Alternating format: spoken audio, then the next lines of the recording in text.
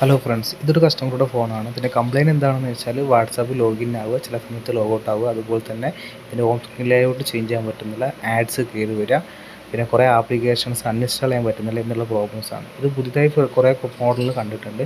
അപ്പോൾ ഇതിനൊരു സൊല്യൂഷനാണ് കാണിച്ചു തരുന്നത്. ഇതിൻ്റെ സൊല്യൂഷനിൽ നമ്മൾ ആദ്യം സെറ്റിങ്സ് കയറുക, ആപ്സിൽ കയറുക. ആപ്സിൽ കയറി കഴിഞ്ഞാൽ ഇതിൽ കുറേ ആപ്ലിക്കേഷനും കാര്യങ്ങളും ഡിഫോൾട്ട് ആപ്ലിക്കേഷൻസ് കുറേ കാണാം.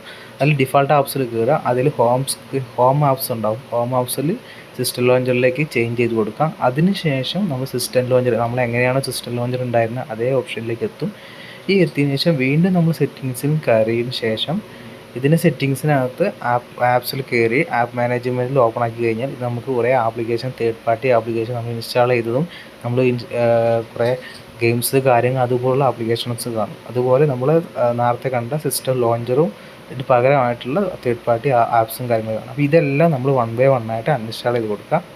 ഇങ്ങനെ അൺഇൻസ്റ്റാൾ ചെയ്ത് കഴിഞ്ഞതിന് ശേഷം ഇത് അൺഇൻസ്റ്റാൾ ചെയ്യാൻ കുറച്ച് സമയം എടുക്കും. നമ്മൾ ഏതൊക്കെയാണ് നമുക്ക് വേണ്ടാത്ത ആപ്ലിക്കേഷൻ എന്ന് നോക്കിയിട്ട് വൺ ബൈ വൺ ആയിട്ട് സ്റ്റഡി ചെയ്തിട്ട് വേണം അൺഇൻസ്റ്റാൾ ചെയ്തെടുക്കുക. ഇങ്ങനെ അൺഇൻസ്റ്റാൾ ചെയ്തതിന് ശേഷം നമ്മൾ വാട്സപ്പ് ഓപ്പൺ ചെയ്ത് കഴിഞ്ഞാൽ നമുക്ക് സാധാരണ എങ്ങനെയാണ് നമ്മൾ ഫോൺ ഉപയോഗിക്കുന്നത് ആ ഫോൺ ഉപയോഗിക്കുന്ന രീതിയിൽ തന്നെ നമുക്ക് വാട്സപ്പ് ഉപയോഗിക്കാൻ പറ്റും. Okay, thank you.